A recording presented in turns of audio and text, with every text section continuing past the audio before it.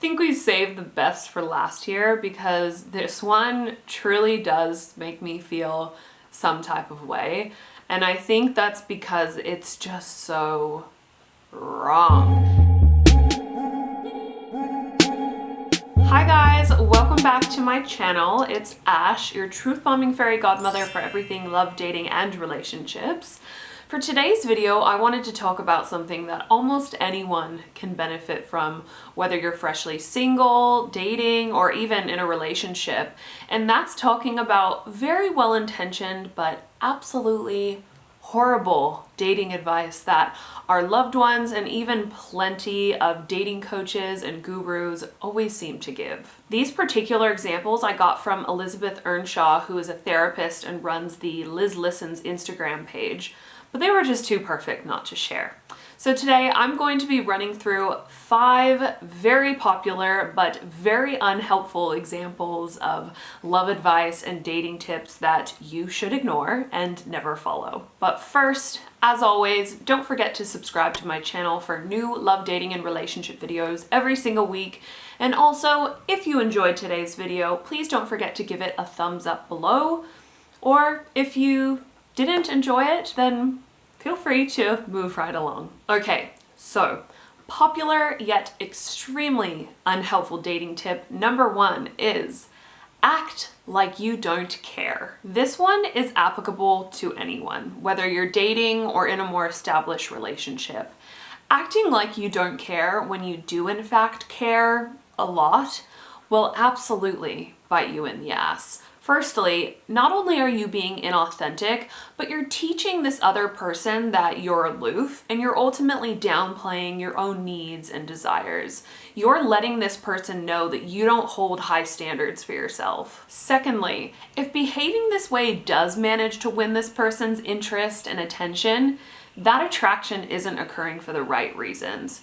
You're encouraging this person to pursue you not because of your amazing personality, your unique quirks, or your true wonderful essence as the human that you are, but because of their own fears and anxieties surrounding rejection. You ignoring them or acting indifferent triggers their own insecurities, causing them to chase you from a place of fear, not from a place of genuinely seeing you and wanting you for who you are. It's a very short-lived, superficial way of attracting a partner and does not in any way lay a foundation for authentic, long-term connection with another person. Terrible dating tip number 2 is play hard to get. This one is similar to number 1 in that you are once again being inauthentic to yourself by acting less available than you are. And don't get me wrong, if you're genuinely busy and have a lot going on that's keeping you occupied, then great, you do you. But if this is an act in an attempt to hook someone, then all you're going to hook is their infatuation. Playing hard to get does not allow someone to truly get to know and connect with you on a deep soul level, which I'm assuming is what you want. And just as a general rule, dating does not need to involve game playing, and you shouldn't have to hold yourself back for the sake of winning someone's temporary interest or infatuation. And if you do believe that the only way to get a partner is to withhold, then I encourage you to try and get underneath that false belief. Do you believe that being your authentic self or speaking your truth is not attractive or desirable enough? If you're excited and eager to speak with someone or see them or get to know them, you shouldn't have to hide that. And if your enthusiasm scares them off, within reason of course, I'm not saying that you should send 10 unanswered texts in a row, then they're not for you. Someone who wants to play cat and mouse games when you're interested in finding something that's actually meaningful is not for you. Believe it or not, there are plenty of people out there who genuinely want to get to know your heart, and you deserve to find someone who is willing to meet you where you're truly at. And those are the people that you want to engage with. Terrible dating advice number 3. You can't be loved until you love yourself. I've actually made an entire video on this exact topic already, so please feel free to check that one up out here. But this is another one of those well-intentioned nuggets of advice that is actually quite harmful. Although loving yourself within the context of dating and relationships is extremely important and something I talk about on my channel all the time, you are worthy of love at any point along your self-love journey. You do not need to be this perfect pinnacle of self-love in order to find healthy partnership with another person. And thinking that you do is often what keeps people stuck in a place of feeling inadequate. Someone can absolutely love you while you're still in the process of learning to love yourself. In fact, it's often within the context of genuine, soulful love and care from another person that we can learn how to love ourselves more deeply and authentically. So please don't feel like you absolutely must hide from dating until you have the self-love thing all figured out. As long as you're aware and you're working on it, that is more than enough, and you are worthy just as you are. Shitty love advice number 4. When you know, you know. This one is so annoying. This is a piece of advice that has zero validity and is just all around not true. Having that sense of knowing that this is it is something that some people obviously do experience, and that's great for those individuals. But projecting that experience onto others as if that is somehow a requirement when it comes to finding the right person is really unfounded. Stating that someone should just know when they meet the right person implies that if they don't feel that all-consuming sense of knowing, that perhaps there's something missing or wrong or lacking with that connection and that they should stop pursuing it. When in reality, depending on your personality, for example, if you're naturally quite anxious, having that calm sense of knowing can be really elusive and an unrealistic expectation for you, even when you have met a really incredible match.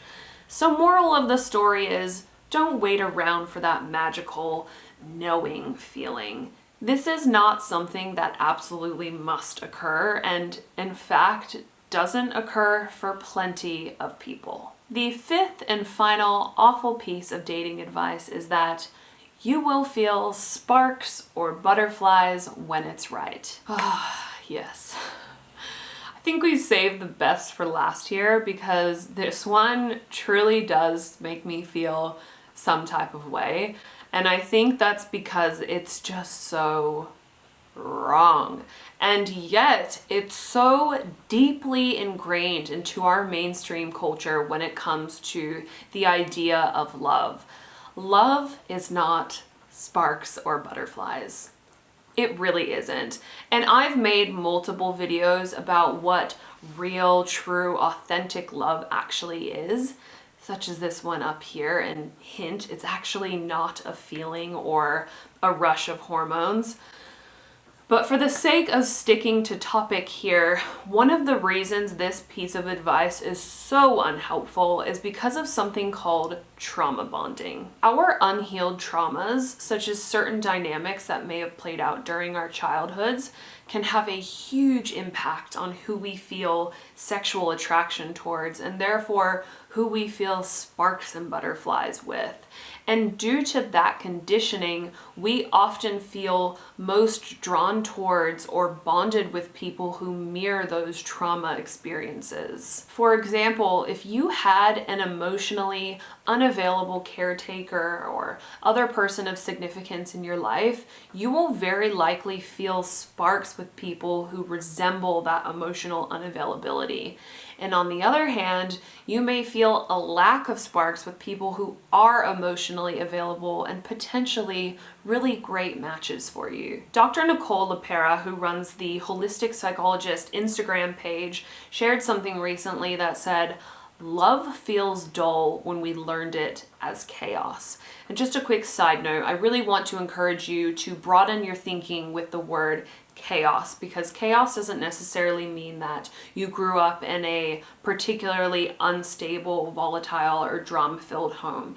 Chaos can also mean things like not feeling accepted or seen or understood or encouraged. And I know those are all experiences that so many of us can relate to. So again, healthy, real love can feel dull when we learned it in chaos. And this is why relying purely on sparks and butterflies can be dangerous and can instead keep us stuck in patterns of toxicity.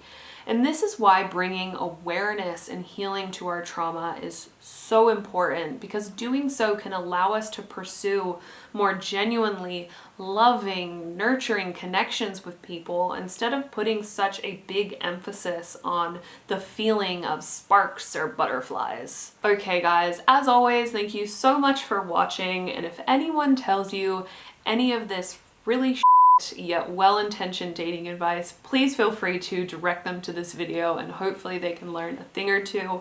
Or if you have any other examples of popular yet totally awful love and dating tips, please feel free to share them in the comment section down below, because I would love to hear them. Don't forget to give this video a thumbs up if you enjoyed it, and I will see you next week.